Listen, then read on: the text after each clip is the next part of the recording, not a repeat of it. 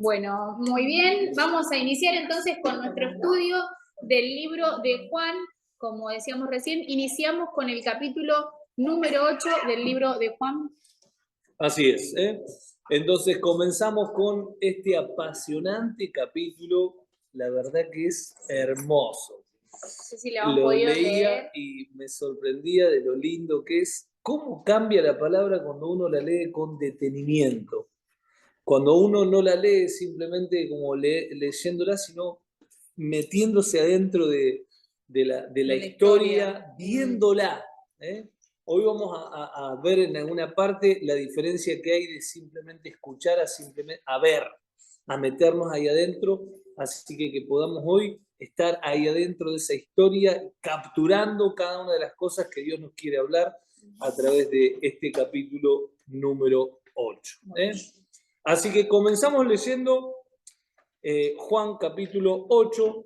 El primer tema que se va a desarrollar es el tema de la mujer sorprendida en adulterio, un tema apasionante, hiper conocido, que lo vamos a leer a partir del versículo 1. Comienzo leyendo, dice: pero Jesús se fue al monte de los olivos. Al amanecer se presentó de nuevo en el templo. Toda la gente se le acercó y él se sentó a enseñarles.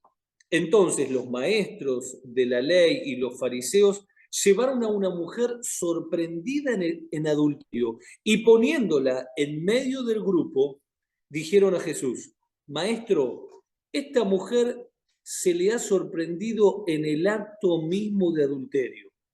En la ley de Moisés nos ordenó apedrear a tales mujeres. ¿Tú qué dices? Con esta pregunta le estaban tendiendo una trampa para tener de qué acusarlo. Pero Jesús se inclinó y con el dedo comenzó a escribir en el suelo. Y como ellos lo acosaban a preguntas, Jesús se incorporó y les dijo: aquel de ustedes que esté libre de pecado, que tire la primer piedra. E inclinándose de nuevo, siguió escribiendo en el suelo. Al oír esto, se fueron retirando uno tras otro, comenzando por los más viejos hasta dejar a Jesús solo con la mujer que aún seguía allí. Entonces él se incorporó y le preguntó: mujer, ¿dónde están? ¿Ya nadie te condena? Nadie, Señor. Jesús le dijo: tampoco yo te condeno. Ahora vete y no vuelvas a pecar. Qué hermosa historia, ¿no? Una historia como, que, a ver, ha causado tanto transformación en tantas vidas, ¿no? Porque uno vive en esta vida con la mirada de que te acusan, con la mirada también de conocer a un Dios que te va a dar de acuerdo a lo que vos hiciste, con paradigmas incorrectos. Y acá había una persona que merecía ser condenada, y más en aquel tiempo. Y más como la encontraron en el mismo hecho, no fue me parecía, no, en el mismo hecho la encontraron. ¿Y cuál era lo que tenían que hacer? La ley lo tipificaría como flagrancia, ¿no? Lo tenían... Cuando estás cometiendo el ilícito, ahí en ese mismo instante, ¿no? Y qué tremendo, porque es verdad, hoy en día que todo es cuestión de mérito, hoy en día que es cuestión de qué es lo que hiciste, qué es lo que, ¿no? Y entender de que en la ley dice de que hay que apedrearlas a ellas. Bueno, dijo Jesús, el que no tenga nada, ni un pecado, ¿no? Porque si las estamos acusando de pecado, no es que dijo el que no tenga dinero o el que no tenga esto, no. La estás acusando de que ella es una pecadora. Bueno, el que no tenga pecados, que empiece tranquilo a tirarle la primera piedra y arranquen sin problema. Y qué sabiduría, ¿no? Qué sabiduría, porque acá Jesús, si le decía, bueno, mátenla, iban a estar matando a alguien, y Jesús quería la vida, no quería la muerte. Y si le decía, no la maten, iba a estar en contra de la ley y lo iban a matar a él, iban a tener algo. Entonces utilizó una sabiduría, me hace acordar a Salomón, cuando vinieron las dos madres, con los dos niños, ¿no? ¿Qué hace? ¿Se acuerdan la historia esa? Los dos niños que uno lo había matado la mujer mientras dormía y se encuentra Salomón con dos madres que decían que el niño era de ella. ¿Qué hizo Salomón? Dijo, bueno, dame una espada, vamos a cortarlo por la mitad, mitad para cada uno. La madre de corazón dijo, no, dáselo a ella. Y ahí donde supo que en realidad era ella, ¿no? Ah, pues la otra dijo, sí, bueno, matalo, ¿no? Y dame la mitad para mí, la mitad para ella. Acá es interesante recalcar algo, que acá lo que hizo Jesús, realizó una confrontación entre dos leyes. Porque confrontó la ley de Moisés, que era la que merecía matar a la mujer, con la ley de la conciencia. ¿Por qué la ley de la conciencia? Porque Jesús le dijo, bueno, está bien, el que esté libre de pecado, es decir, los libró a su propia conciencia. El que no tenga pecado, que empiece a tirar piedras. Y fíjense que es un dato interesante que dice, desde el más viejo hasta el más joven se empezaron a ir. Claro, el más viejo habla de más experiencia, de más memoria de pecado. Entonces, lógicamente, los puso en una situación, qué brillante, ¿no? Cristo es tremendo. Ahora es fundamental entender esto, ¿no? Dios redime a la persona, pero le dice, bueno, todo perfecto, yo no te condeno, pero no vuelvas a pecar. Yo no estoy a favor de lo que hiciste. Yo te perdono, te restauro, pero no vuelvas a hacer eso. Le pone en claro justamente de que no tenía que seguir participando de lo que estaba haciendo, ¿no? Qué tremendo. Continuamos. Y qué bueno, ¿no? Porque es un llamado a conciencia, ¿no? Esto que decía recién el pastor, y que es una realidad, porque Jesús lo confronta con esto, ¿no? Hay otra versión que dice, el que nunca haya pecado, ¿no? Es decir, si vos sabés lo que hiciste, ¿no? Y sabés cómo estás, si vos nunca hiciste nada que esté en contra de la ley, bueno, empezá, ¿no? Y me llama mucho esto la atención porque es normal ver que constantemente uno es juzgado por las acciones, ¿no? En este caso era un pecado de adulterio, ¿no? Pero hay ocasiones, no, pero si, ¿por qué te sentaste ahí? ¿O por qué fuiste para allá? ¿O por qué hiciste tal cosa? Y a veces el entorno, ay, ¿por qué? ¿Qué? ¿Vas a una congregación? O no sé, esos comentarios en los que uno, usted te sentís juzgado por las expresiones, ¿no? Porque más allá de todo, ella en ese momento estaba siendo juzgada a nivel expresiones. Ella hizo esto, ella está cometiendo adulterio, la encontramos, ella es una pecadora, ella es esto, ella es lo otro. Y en ocasiones escuchamos o somos bombardeados por eso mismo, ¿no? De decir, ¿qué estás haciendo? ¿Qué no estás haciendo? ¿A dónde estás yendo? ¿Con quién estás saliendo? ¿Con quién fuiste? ¿Con quién no fuiste? ¿A qué hora estaba en tu casa? ¿A qué hora no estaba en tu casa? ¿No? Y esas cosas que a veces viene y el enemigo utiliza para querer quitarnos del propósito, ¿no? Entendemos nosotros que somos hijos de Dios y que vamos en pos del propósito eterno de Dios, que vamos en pos de lo que Él ya estableció para cada uno de nosotros, y en ocasiones nos sucede esto mismo que le sucedió a esta mujer, que somos juzgados por nuestra conciencia o por cosas que a veces externamente nos quieren limitar. Y cuando entendemos de que en realidad nosotros no somos gobernados por lo que se ve externamente, sino por lo que internamente está sucediendo, ahí la ecuación cambia, porque Jesús los confrontó con su conciencia, ¿no? Les dijo, bueno, el que nunca pecó, empiece. Yo no tengo problema, dijo Jesús, ¿no? Y es importante entender eso, de que en ocasiones van a venir situaciones externas que van a querer limitarnos físicamente o emocionalmente, pero cuando entendemos de que el gobierno de la vida de Cristo es el que está en nosotros, no importa lo que los demás puedan decir, porque el que tiene la última palabra es Cristo, ¿no? Como en este caso, que el que tuvo la última palabra fue Jesús, que dijo, bueno, que empiece el que nunca hizo nada, ¿no? Entonces, tener en cuenta esto, ¿no? Que más allá de las circunstancias que podemos atravesar, entender de qué es lo que me está gobernando va a marcar la diferencia de lo que yo voy a poder hacer. Entonces, si yo antes estaba haciendo malas cosas y eso me hizo un llamado de atención de que, uy, ¿qué estabas haciendo? ¿Con quién te estabas juntando? ¿Qué estabas? bueno, un llamado de atención, Dios, ayúdame a ser gobernado por vos y no por lo que yo tengo que hacer, ¿no? Entonces Sí, ahí porque nos vamos a poder... Dios siempre, a ver, la palabra nos enseña que Cristo nos pone en lugares celestiales, nos sienta en esos lugares. Somos nosotros los que constantemente nos bajamos, y nos bajamos muchas veces porque primero no lo creemos, porque nos manejamos con paradigmas y argumentos humanos, porque a veces creemos las mentiras, que las mentiras pueden venir de nosotros mismos, pueden venir de nuestro entorno, pueden venir del infierno, pero la clave del cristiano es creerle a Cristo y vivir desde el lugar donde Dios te puso y no bajarte de ahí. Estamos en lugares celestiales, vivamos desde ahí. Porque ese es el desafío del cristiano, es entender quién verdaderamente es y vivir desde esa posición, no ir en busca de algo más. Las personas que viven en derrota es porque no creyeron esto, porque no es un atributo humano el que te hace poner en esa posición. Por más que vos seas un total analfabeto y la persona más ignorante de todas, Dios te puso en un lugar de privilegio. Si vos no lo crees, lógicamente que vas a estar igual que cualquier persona que no tiene a Cristo. Pero lo tenés que creer y entender que por méritos de Cristo estamos ahí. Y desde ahí donde tenemos que fluir. Ese es el quid de la cuestión, ¿no? No entender lo que portamos y vivir desde ahí. Ahora, en el capítulo 12 comienza un tema nuevo, ¿no? Un tema apasionante que es justamente uno de los yo soy.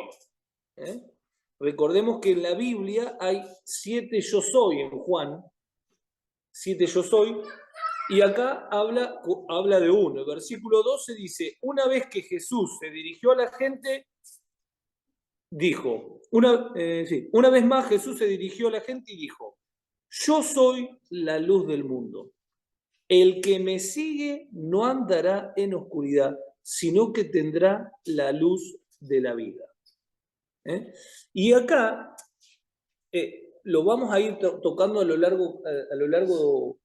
a medida que vamos desarrollando el libro de Juan, pero tenemos esos 7 yo soy que son fundamentales porque cada uno te direcciona sobre aspectos fundamentales de Cristo, ¿no? Y su divinidad. El primero ya lo vimos. ¿Cuándo lo vimos el primero? Jesús era el qué. Cuando ¿se acuerdan cuando alimentó a los 5.000 con el pan? Jesús dijo, yo soy el pan de vida, ¿no? En el capítulo 6. Dijo, yo soy el pan de vida, es decir, la fuente de sustento. En lo que va a decir es, yo soy la luz del mundo, ¿no? La guía, el único componente que puede hacer desaparecer las tinieblas y la oscuridad. Después vamos a ver en el capítulo 10 que Jesús es la puerta y vamos a explicar todo lo que significa. Después vamos a ver que Jesús es el buen pastor, también en el capítulo 10. Después Jesús es la resurrección y la vida. Yo soy la resurrección y la vida. Yo soy el camino, la verdad y la vida. Yo soy la vid verdadera, ¿no? Ahí tenemos los 7 yo soy de Jesús a lo largo de todo el Evangelio de Juan, que es fundamental todo lo que viene trabajando, ¿no? Pero acá Jesús dice, yo soy la luz del mundo. El que me sigue no andará en oscuridad, sino que tendrá la luz de la vida. Pregunto, ¿quién es el que no andará en oscuridad? ¿El que qué? El que lo sigue, ¿no? Volvemos a encontrar esta palabra siempre en Jesús, ¿no? No el que le cree. A ver, el que le cree tiene salvación, pero no te garantiza que no ande en oscuridad. El que sale de la oscuridad es el que lo sigue a Jesús, el que toma una determinación de seguir a Jesús. Mi vida ya no me pertenece, yo quiero seguir a Jesús, desde la mañana a la noche en una comunión constante con el Espíritu. Es decir, vos guíame, yo quiero seguirte. A donde vos vayas, yo voy. No quiero ir independiente. Fíjense, ¿qué es lo que te genera seguir a alguien? Que vos no tenés una independencia. Vos cuando seguís a alguien, vos no determinás a dónde ir. Al quien está siguiendo es el que lo determina. Y eso es lo que Jesús siempre decía, ¿no? El que me sigue no andará en tinieblas. Tan importante, ¿no? Un detalle, y si lo vemos, fíjense que en todo, Juan viene hablando Jesús muchas veces de seguirlo a él, de seguirlo. Versículo 13 dice, tú te presentas como tu propio testigo, alegaron los fariseos. Así que tu testimonio no es válido. Aunque yo sea mi propio testigo, respondió Jesús, mi testimonio es válido porque sé de dónde he venido y a dónde voy. Pero ustedes no saben de dónde vengo ni a dónde voy. Ustedes juzgan según criterios humanos. Yo, en cambio, no juzgo a nadie. Y si lo hago, mis juicios son válidos porque no los emito por mi cuenta, sino en unión con el Padre que me envió. Qué tremendo esto, ¿no? Nuevamente Jesús afirma que Él no vino a juzgar, a condenar, Él vino a traer vida, ¿eh? Él vino a establecer el reino. Eso es lo que vino a Jesús, aunque después vamos a ver de que Dios le delega todo a Jesús para juzgar, pero en ese presente que Jesús estaba hablando, Él no había venido para juzgar. En Juan 5:26 dice, Dios ha delegado en Cristo la autoridad para juzgar porque es el Hijo del Hombre. Eso está en Juan 5:26, que ya lo explicamos. Lo explicamos de que Él tiene la autoridad para juzgar. ¿Por qué? Porque estuvo en el envase igual que nosotros y sabe lo que vivimos. Sabe lo que es tener este cuerpo. Pero acá vemos justamente que Jesús no vino a juzgar. Y importante, me detengo en esto, ¿no? Porque cuando hablamos de juzgar, a veces pensamos como que es una mala palabra, y nosotros tenemos que saber juzgar bien. Nosotros tenemos que aprender a juzgar las cosas. ¿Por qué? Porque juzgar no es solamente dar un veredicto. El significado de juzgar es distinguir entre lo profano y lo sagrado, analizar y valorar acciones, comportamientos y situaciones y distinguir entre lo que es bueno y lo que es malo. Ese es el significado de juzgar, de acuerdo al diccionario. Díganme si no necesitamos ser personas que juzgan correctamente todas las cosas. Que podemos distinguir cuando estamos haciendo lo correcto y cuando no, ¿no? Y una frase que quería destacar de este versículo recién, ¿no? Que ahí decía Jesús, mis juicios son válidos porque no los emito por mi cuenta, dice, sino en unión con el Padre que me envió.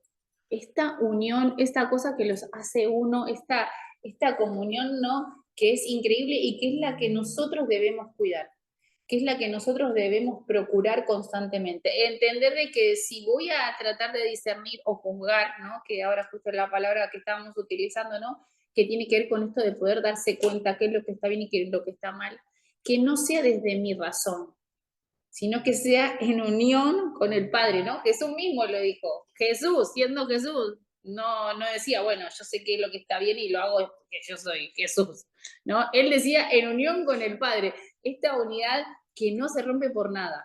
Exactamente, ¿no? Por eso en el versículo 15 vemos la antagonía, ¿no? Dice, ustedes juzgan, pero según criterios humanos. Esa es la diferencia. Una cosa es juzgar según criterios humanos y otra es juzgar en unión con el Padre.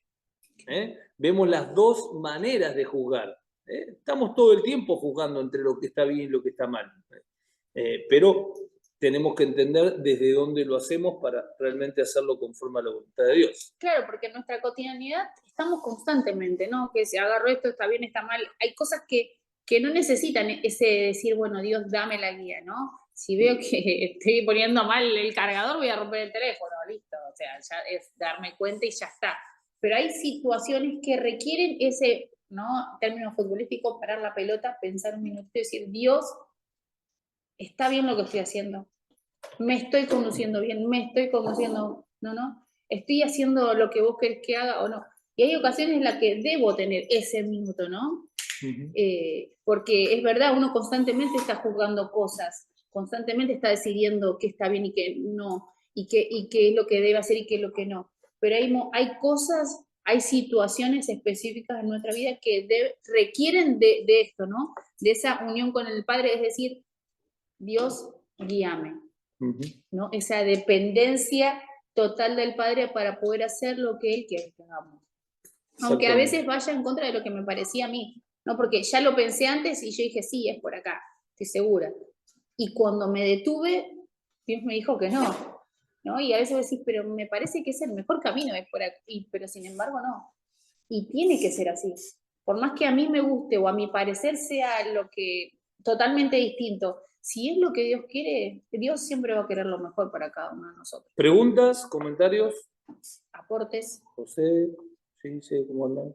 ¿O bien? No, pensaba en algo que charlamos esta semana con los jóvenes de la mansedumbre, ¿no? De ser dóciles ante la voluntad de Dios, ¿no? Ante eso que Dios nos muestra. Te escuchaba cuando decías recién vos esto de que a veces a nosotros nos parece mejor una cosa, pero Dios nos muestra otro camino que por ahí ante nuestros ojos no es el mejor, pero sin embargo poder ser dóciles a lo que Dios nos va mostrando, ¿no? Porque a veces escuchamos la voz de Dios y decidimos hacer cualquiera.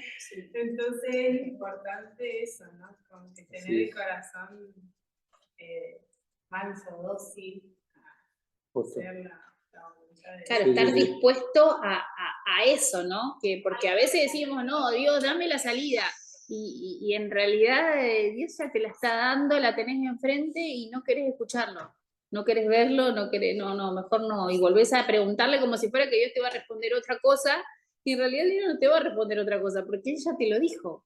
Por más que se lo vuelvas a preguntar, Él ya dijo sí, o dijo no, o dijo por acá o por acá, ¿no?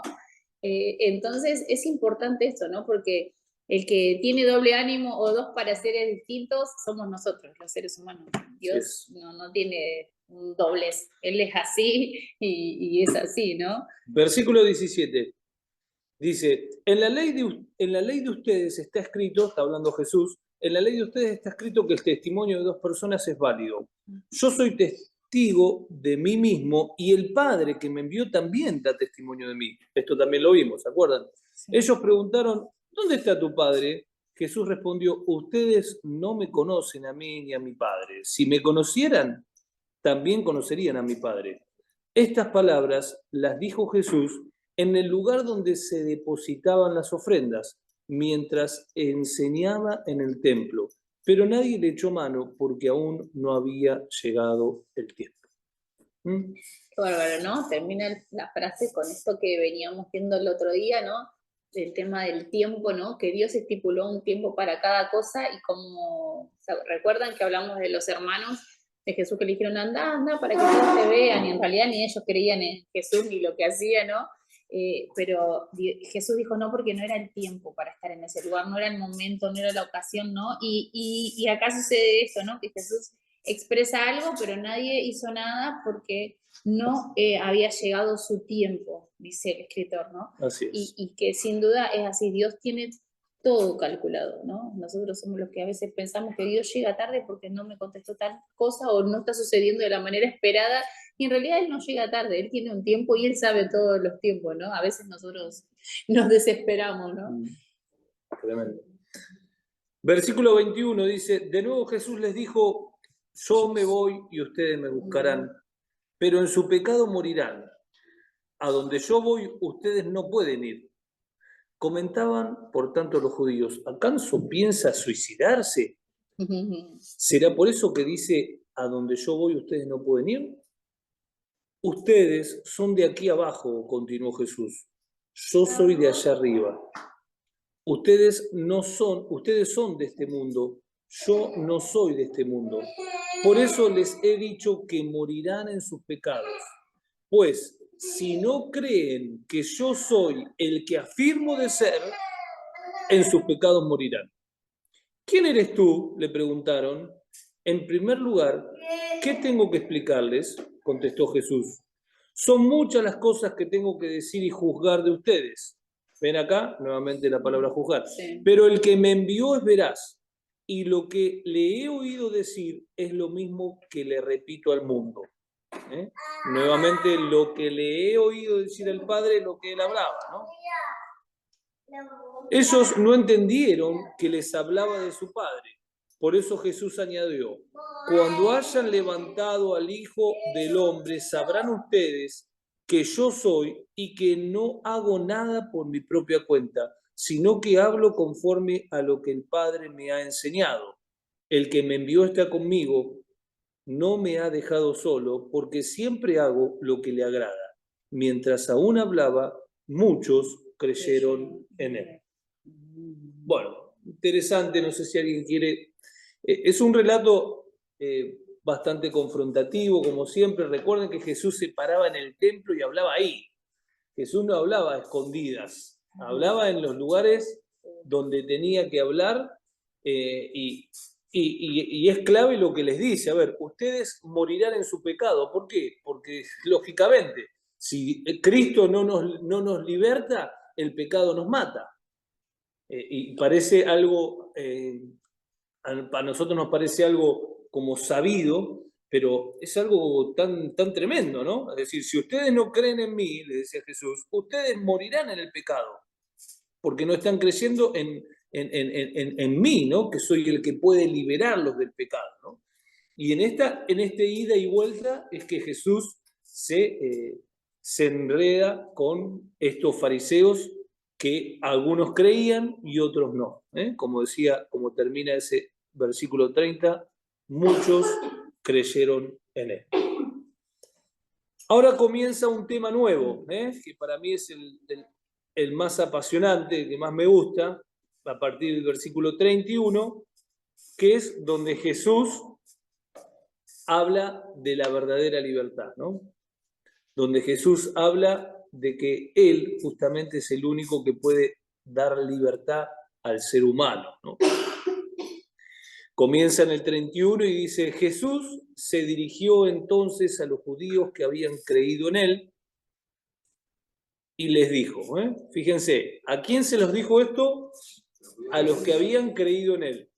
No estaba hablando de los fariseos, aunque estaban todos ahí, pero Él dirigió esto que está hablando a los que habían creído en él. Porque recuerden que el 30 dice, y muchos creyeron en él.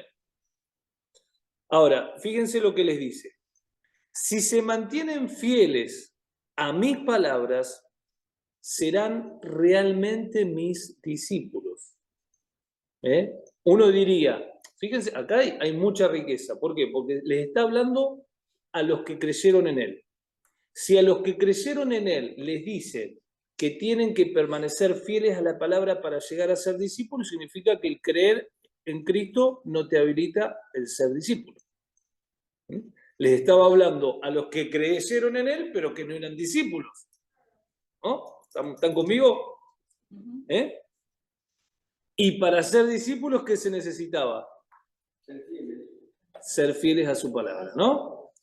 Por eso les dijo a los que habían creído, le dijo, muchachos, perfecto, ustedes ya creyeron en mí, ya todos creyeron en Cristo, vamos un paso más, vamos a ser discípulos. Ahora comenzamos el proceso. Ahora tenemos que empezar a ser fieles a la palabra de Dios. Porque si no te quedas solamente en creer en Cristo, te quedas solamente en llegar al cielo nada más, como pasar por fuego, como dicen las cartas, ¿no? ¿Queremos ir un paso más? Tenés que ser fiel. ¿Y qué opinan ustedes? ¿Qué puede significar ser fiel a la palabra de Dios?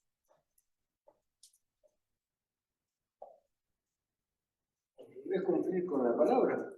Cumplir con la palabra. ¿Qué más? A ver.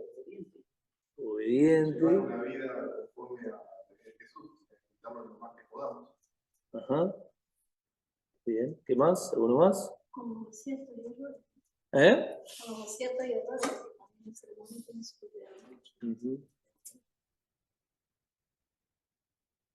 Exactamente. Fieles. Tendríamos que pedirle a Dios que nos dé este entendimiento de todo lo que significa ser fiel a Él. Cuando hablamos de su palabra es a Dios. La palabra de Dios nos habla de que su palabra está en nuestro corazón, ha sido grabada en nuestro corazón, y esto nos quita de que no estamos aprendiendo por lo que estamos haciendo, ¿no? Pero en realidad el ser fiel a la palabra es vivir una vida de obediencia.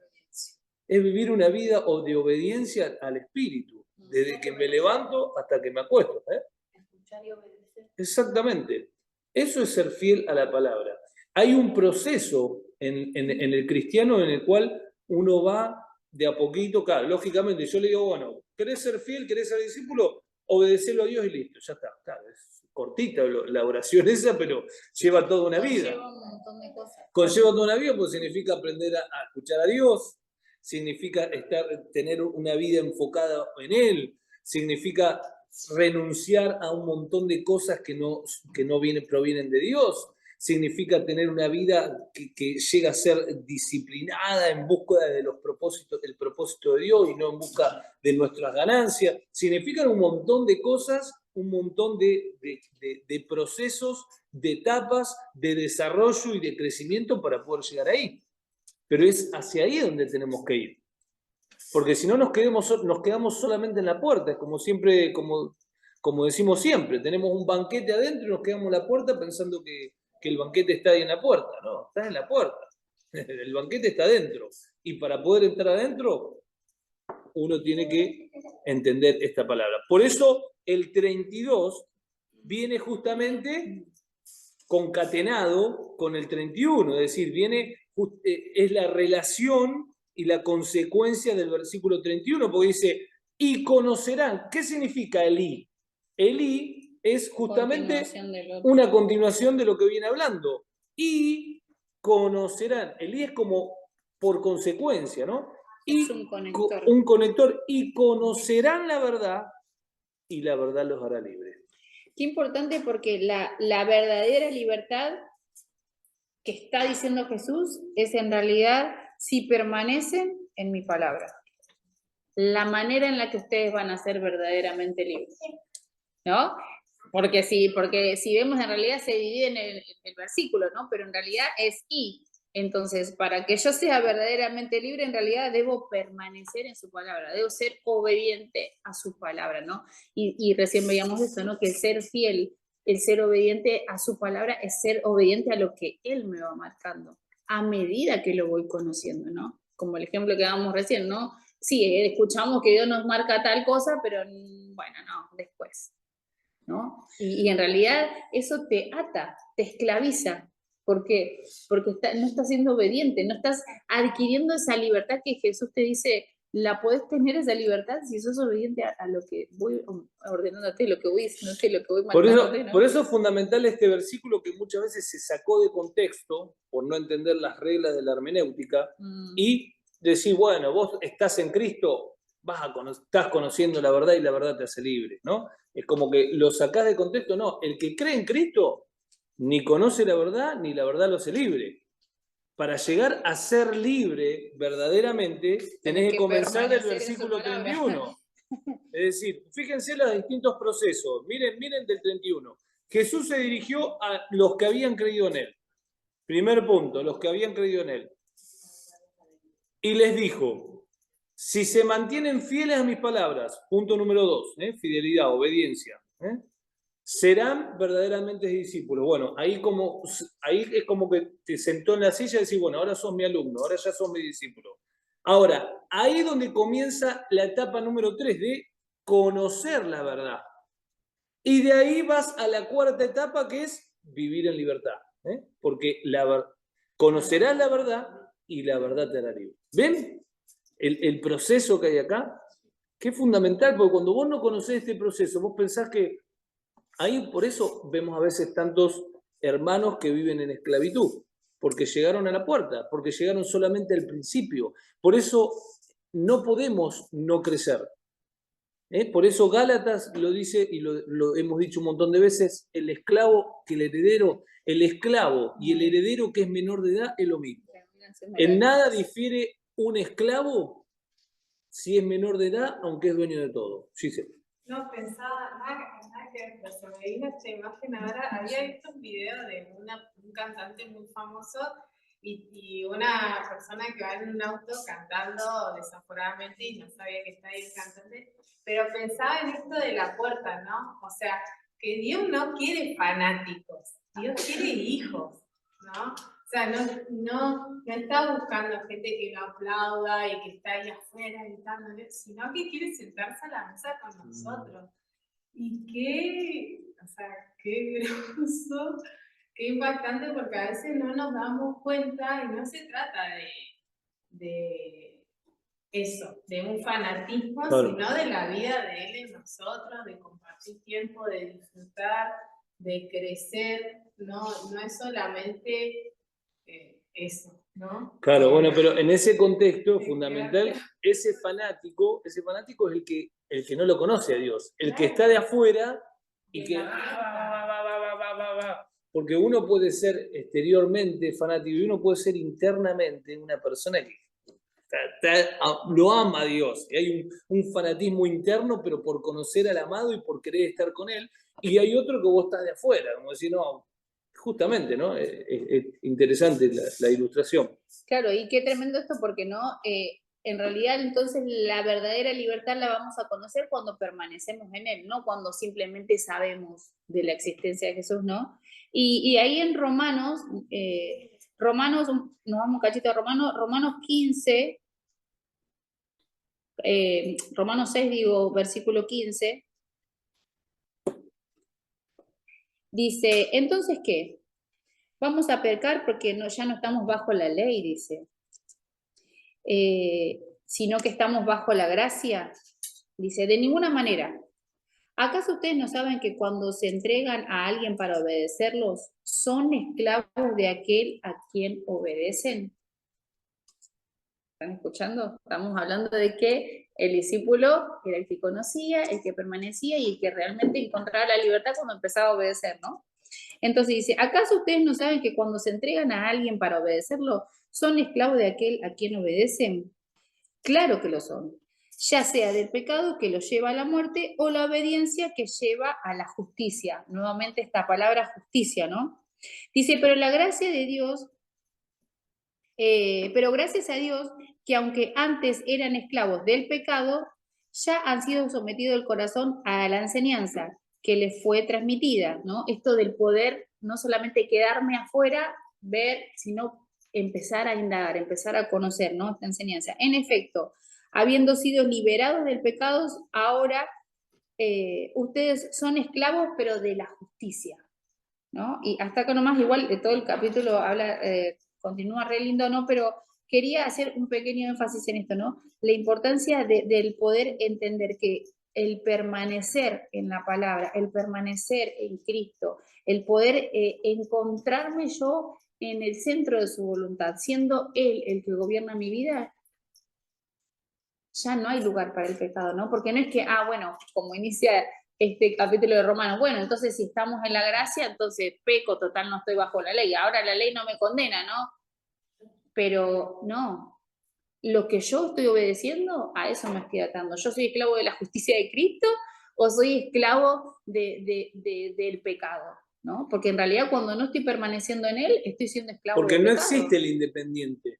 Claro, El ¿no? independiente y el libre no existe.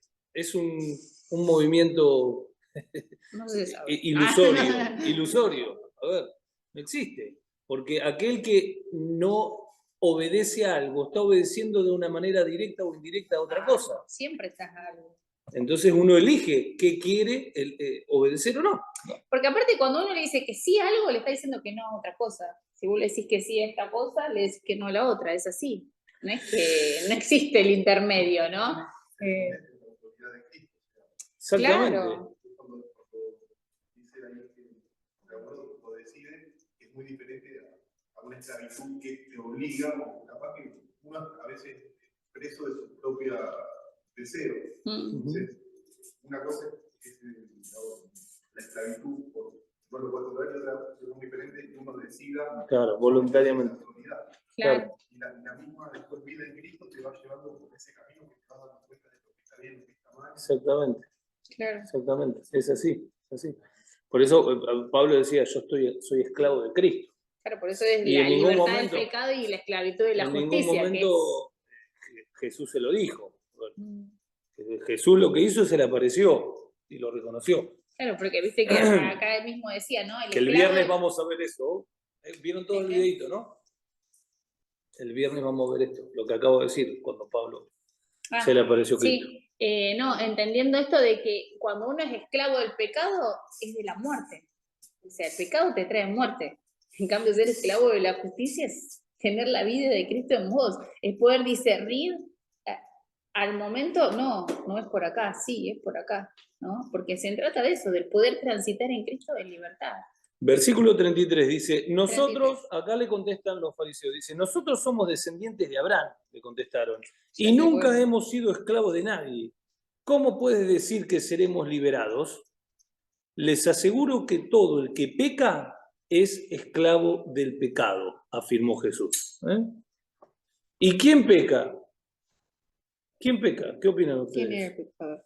A ver, hoy en día, ¿quién es el que peca?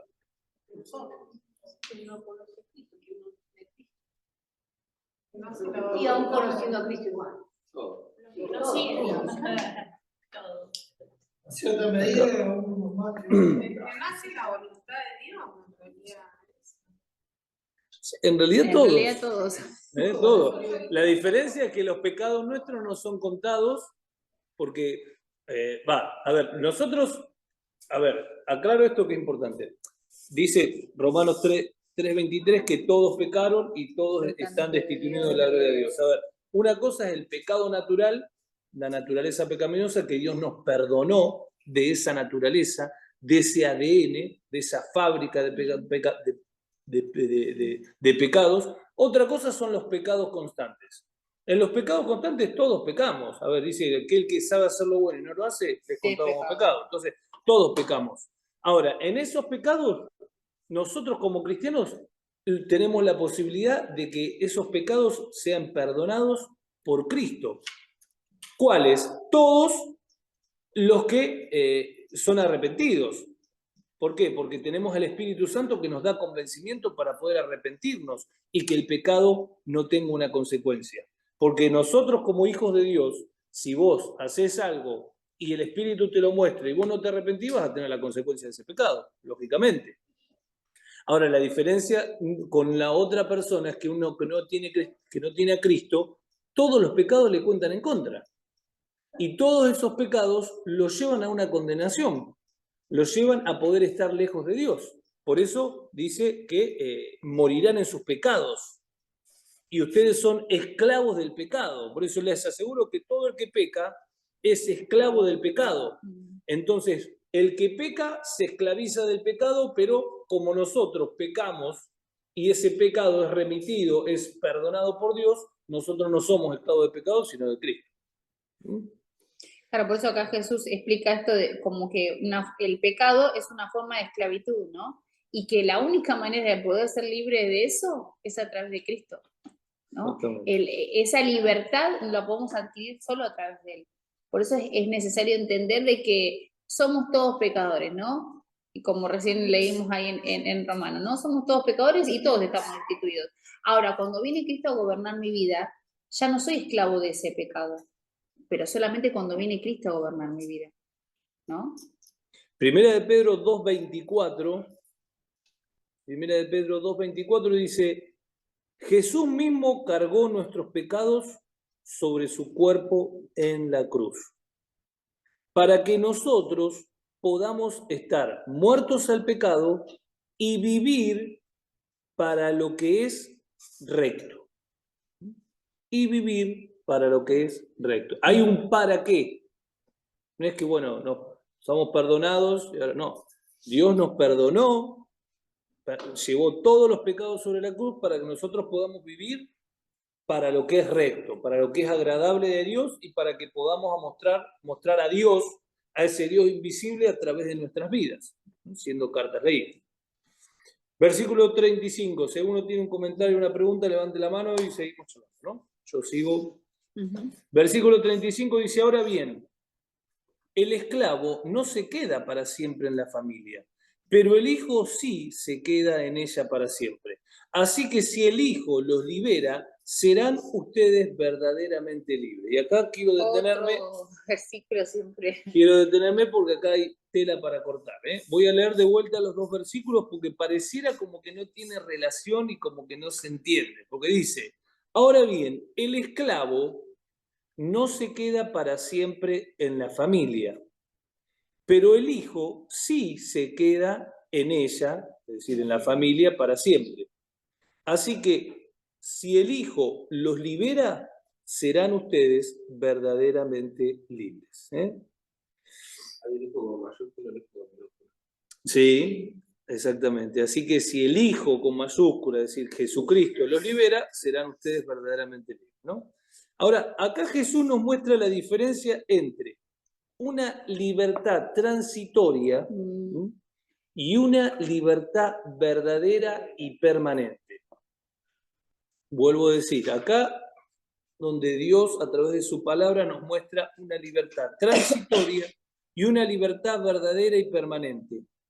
El esclavo está circunstancialmente en libertad, ya que está solo por un tiempo en la familia, que es esos 6 años. El esclavo antes estaba 6 años y 7 años ya era desvinculado de la familia, lo vemos en Éxodo 21, 2. Mientras el hijo es el que permanece para siempre dentro de la casa disfrutando de todos los beneficios de esa casa. Por eso dice que si el Hijo Jesucristo nos libera, no va a ser una libertad circunstancial, va a ser una libertad eterna, a diferencia de la otra que habla ahí, ¿no? ¿Se entendió? Versículo 37. Yo sé que ustedes son descendientes de Abraham, sin embargo procuran matarme porque no está en sus planes aceptar mi palabra. Fíjense lo que dije acá Jesús, dice, ¿por qué lo tratan de matar? Porque no está en los planes mentales el aceptar la palabra. Esto es lo que muchas veces pasa con el religioso. Esto es lo que pasa con el religioso que no permite que la luz entre para vivir en libertad. Los planes mentales que tiene no le permite aceptar la palabra que viene. Esa mentalidad religiosa solo acepta lo que está de acuerdo con los planes mentales establecidos en esa persona. Vos le sacás eso y automáticamente es libertinaje. No permite que entre. Por eso acá, ¿cómo lo relata, ¿no? Ahora dice, yo hablo de lo que he visto en presencia del Padre, dice Jesús, y ustedes hacen lo que de su Padre han escuchado. Bueno, acá nuevamente tenemos un Padre con mayúscula y un Padre con minúscula. Y fíjense la diferencia radical que hay acá. ¿Por qué? Porque Jesús dice, yo hablo lo que he visto. Lo que he visto del Padre Celestial. Ustedes ni siquiera se remiten a hablar. No, ustedes van más allá. Ustedes hacen. Y no lo que han visto, lo que han escuchado. Y no del Padre Celestial, de su Padre natural. Es decir, de lo que le enseñaron los hombres. Es tremendo esto. Esto es tremendo. Vuelvo a leerlo. Dice, yo hablo de lo que he visto, dice Jesús, en presencia del Padre Celestial. Pero ustedes hacen y de lo que han aprendido del Padre natural, de lo que han aprendido de acá, de lo que han escuchado, no de lo que han visto. La diferencia, por eso la importancia de ver, la importancia de experimentar, la importancia de buscar eso. No importa que no lo estemos experimentando con ay, estoy sintiendo que el cuerpo me tiembla. No, es una intención constante de experimentar a Dios, de que Dios sea real en mi corazón, transformando mi vida, transformando mi entorno a través de una búsqueda. Por eso nosotros tenemos que estar siempre en estado búsqueda. La búsqueda no es un momento, es un estado. Es poner en el estado búsqueda. Estado búsqueda de Dios, búsqueda. Yo necesito buscarlo, necesito seguir siendo impartido de su vida, para que eso realmente pueda ser una transformación en mi vida. Versículo 39 dice, 39, ¿no? Dice, nuestro padre es Abraham, replicaron. Entonces Jesús les contestó, si fueran ustedes hijos de Abraham, harían lo mismo que él hizo. Ustedes, en cambio, quieren matarme a mí, que les he expuesto la verdad que he recibido de mi padre. Abraham jamás hizo algo así. Las obras de ustedes son como las de su padre, dice. Las obras de ustedes son como las de su padre. ¿A qué padre se refería acá?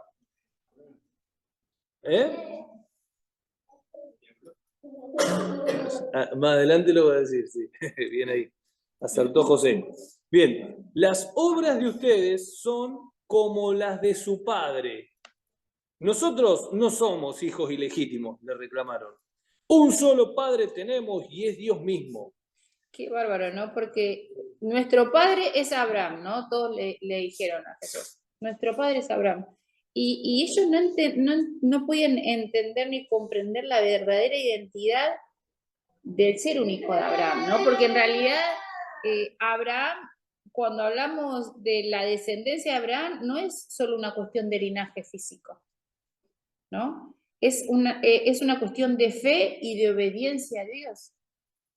Porque no es que eran hijos de Abraham por la descendencia, ¿no? Y acá Jesús los confronta con esta realidad, ¿no? De que no tiene nada que ver con lo externo, nuevamente, ¿no? Y llevándolos a un nivel mayor y diciéndoles, no se trata de lo físico, se trata de la fe, se trata de la obediencia. Ser hijo de Abraham es ser obediente, es poder ser una persona que cree en aquel que les está hablando, ¿no? En realidad, debería haber replicado Jesús, ¿no?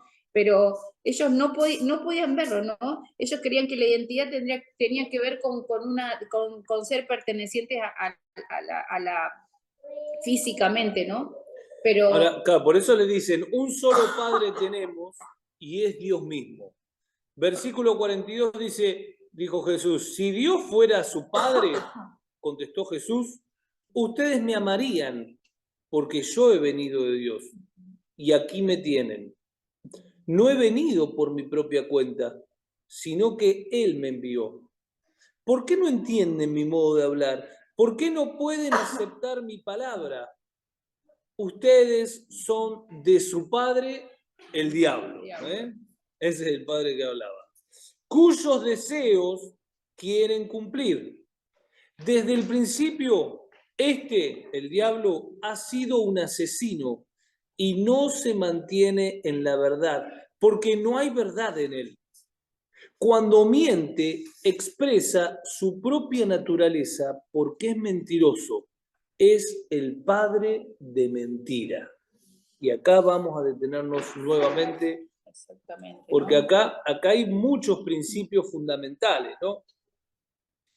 Que acá nos determina justamente lo que es vivir bajo una naturaleza incorrecta.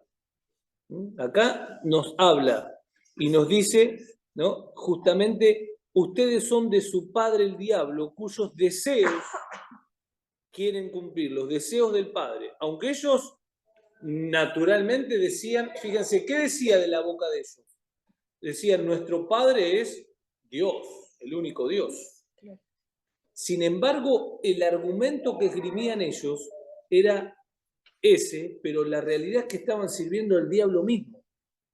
Esto es tremendo. Claro, porque a los ellos, Jesús se oponían a Dios mismo. Claro, ellos decían, nosotros estamos trabajando para Dios. Y en realidad estaban trabajando para el diablo, pensando que estaban trabajando para Dios. ¿Por qué? Porque fluían bajo la naturaleza diabólica. Porque dice, ustedes son de su padre el diablo, cuyos deseos quieren cumplir. Desde el principio, el diablo ha sido un asesino. Y no se mantiene en la verdad, porque no hay verdad en él. Cuando miente, expresa su propia naturaleza, porque es un mentiroso. Y acá hay algo que tenemos que tener en cuenta. Ya te dejo hablar. Hay algo que tenemos que tener en cuenta. Acá Jesús revela lo trágico que puede servir en el engaño y en la mentira. Porque cada vez que fluimos desde el engaño y desde la mentira, estamos fluyendo desde una naturaleza diabólica. Por eso dice, cuando el diablo miente, expresa su propia naturaleza. Y acá donde nosotros tenemos que realmente llamarnos a esta reflexión de entender que cuando nosotros fluimos a través de la mentira, no es simplemente fluir, bueno, fue una mentira. No, está fluyendo en una naturaleza diabólica. Estás participando de una naturaleza diabólica, con todo lo que conlleve. Cada persona, sea cristiano o no, que miente, está fluyendo a través de una naturaleza que es diabólica. Porque dice, expresa su propia naturaleza. Cuando el diablo miente, expresa su propia naturaleza, porque es mentiroso y padre de mentira. Si es padre de mentira, el que miente se constituye en hijo de ese padre. ¿Ven lo tremendo que es el tema de la mentira? Qué tremendo, ¿no? Cuando uno dice, bueno, es una mentira. No, no es, una mentira es trágica, porque está fluyendo de una naturaleza diabólica. Qué tremendo. Claro, seguimos. ¿Qué sería más trágico?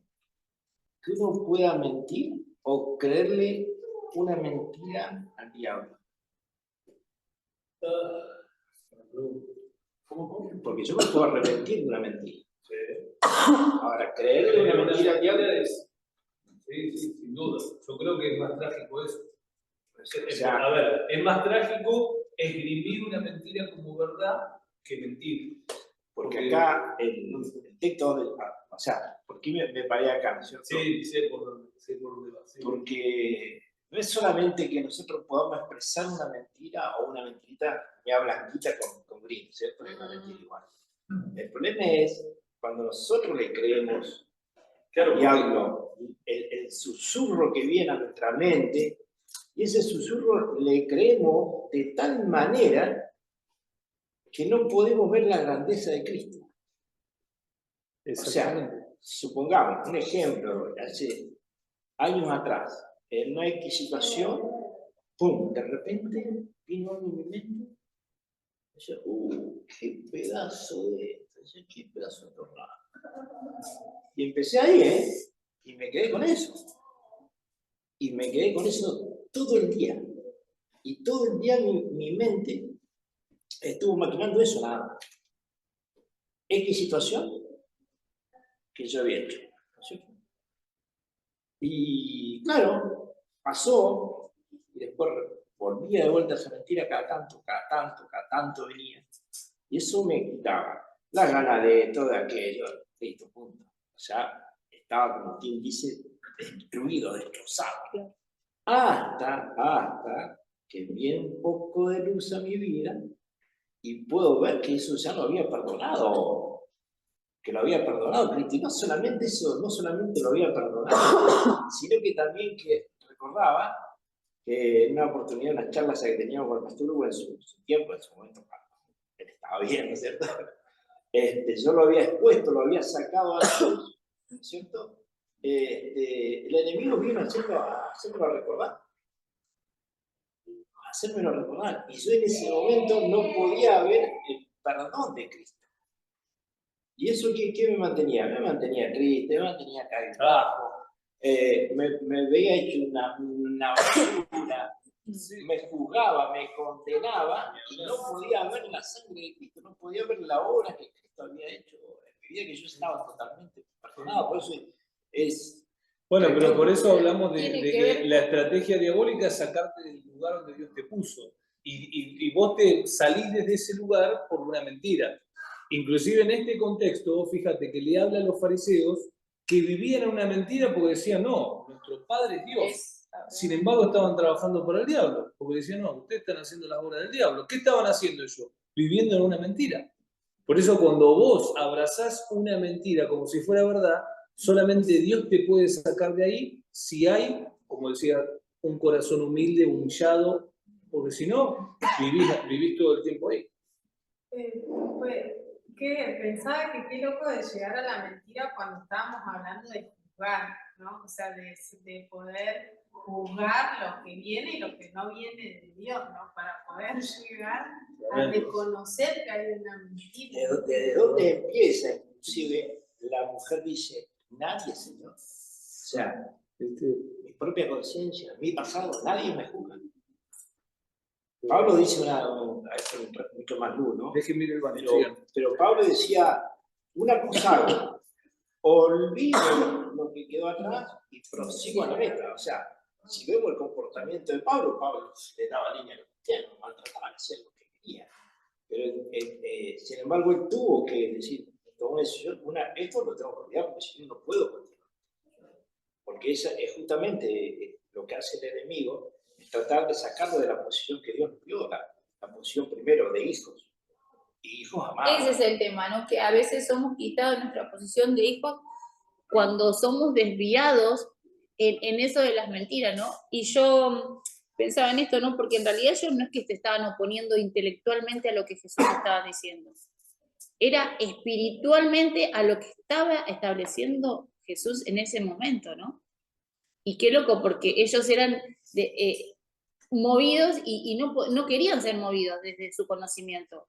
Y Jesús quería ir más allá y ellos no podían ver de que no se trataba de ideas, se trataba de esto espiritual, ¿no? Del ser movido. Y qué importante, ¿no? Porque ahí en Primera de Juan capítulo 3 dice, versículo 8, dice, el que practica el pecado es del diablo, porque el diablo ha estado pecando desde el principio. El Hijo de Dios fue enviado precisamente para destruir las obras del diablo. Y ahora el versículo 9 dice, ninguno que haya nacido de Dios practica el pecado, porque la semilla de Dios permanece en él y no puede seguir pecando porque ha nacido de Dios. Qué bárbaro, porque hace la alegoría con una semilla. Esto del ser nacido en Cristo. ¿Juan cuánto fue?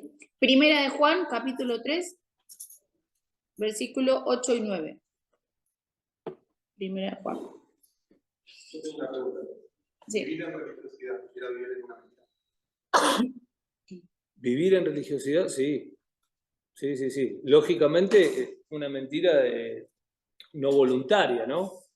Toda persona que vive la mayoría de las personas que viven en religiosidad son víctimas de un sistema, de una estrategia, entonces viven en una mentira.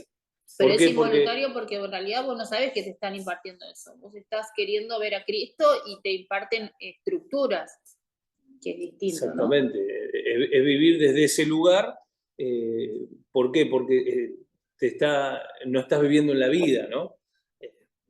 Por eso, a ver, lógicamente lo más trágico de todo es uno vivir en una mentira sabienda sin arrepentimiento. Eso ya creo que es estar enajenado directamente, ¿no?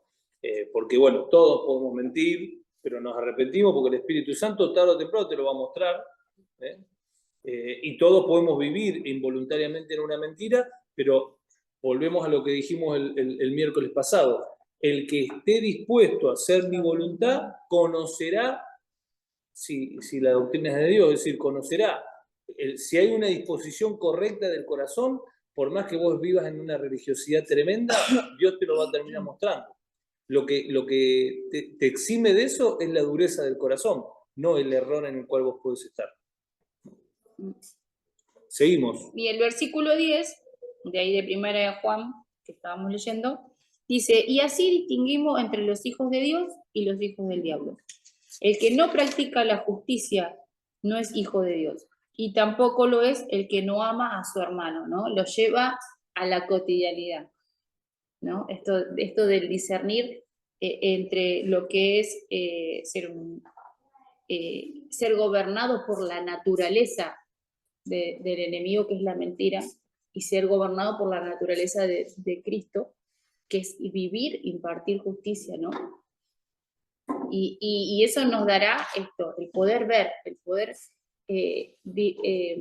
dispensar esta justicia a través del amar a mi hermano, ¿no? Porque venía hablando de la justicia de Dios y lo lleva al el que no ama a su hermano sería la misma cosa.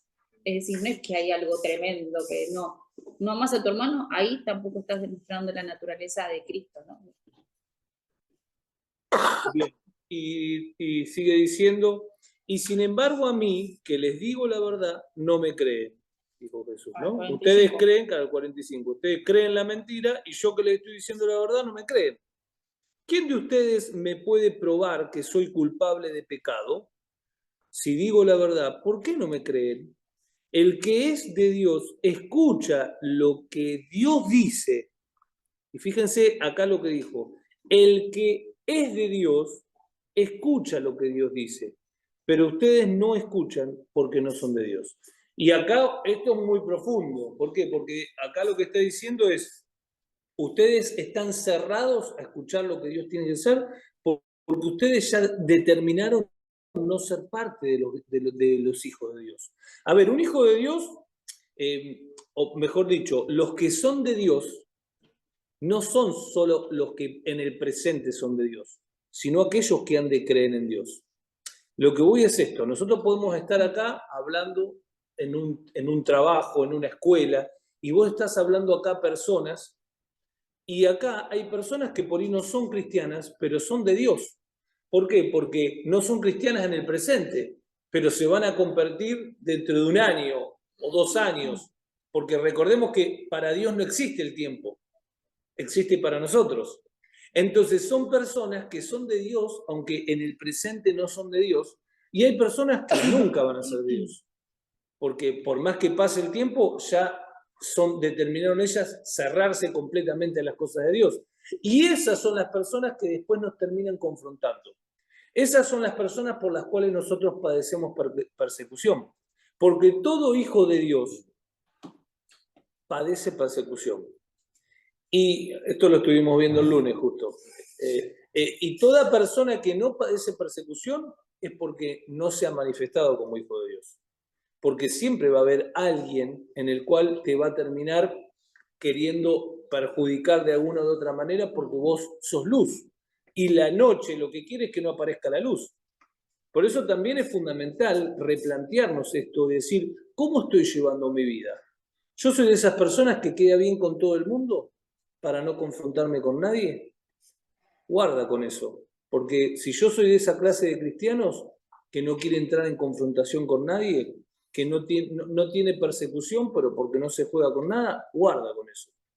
Guarda porque nosotros tenemos que ser sabios, no entrar en litigios, pero tampoco ser cobardes, que no hablan de Dios, que no hablan de nadie para no entrar en problemas. Es natural y es normal que en determinados ambientes podamos ser perseguidos, y perseguidos me refiero a esa actitud de esos que te ven y te dicen, este es un evangélico, este es un loco, este es un cristiano, este es... Claro, los bullies que hacen... Claro. Es decir, a eso nos referimos con el tema de estar perseguidos, ¿no? Por eso acá Jesús dice en este versículo, clave, ¿no? Dice, el que es de Dios escucha lo que Dios está hablando, lo que Dios está diciendo, pero ustedes no escuchan porque ustedes sencillamente no son de Dios. Tremendo. Qué bárbaro, ¿no? Porque habla de que no me creen, ¿no? Les digo la verdad de Jesús y no me creen, ¿no? Si hay algo que predomina en las tinieblas, ¿no? Es la incredulidad, la característica de ese reino es la incredulidad, el no creer, ¿no? Y por eso esta vida en Cristo es en fe, es por fe, ¿no? Es tremendo, porque la verdad de Dios es rechazada por aquellos que están siendo gobernados por la naturaleza del diablo, literal, ¿no? Podemos ver de que la verdad es expuesta constantemente, pero inclusive nosotros mismos en ocasiones la rechazamos. Entonces, estar alerta, no dejar de que nada frene lo que Dios ya preparó para cada uno de nosotros. Ni una mentira que quiera venir, ni una mentira que yo quiera omitir, ¿no? Versículo 48 dice, no tenemos razón al decir que eres un samaritano y que estás endemoniado. Le decían a Jesús, replicaban los judíos. No estoy poseído por ningún demonio, contestó Jesús. Tan solo honro a mi Padre, pero ustedes me deshonran a mí. Yo no busco mi propia gloria, pero hay uno que busca la gloria, pero hay uno que la busca y él es el juez. Bueno, lo que estamos estudiando los jueves, ¿no? La gloria que es solamente para Dios.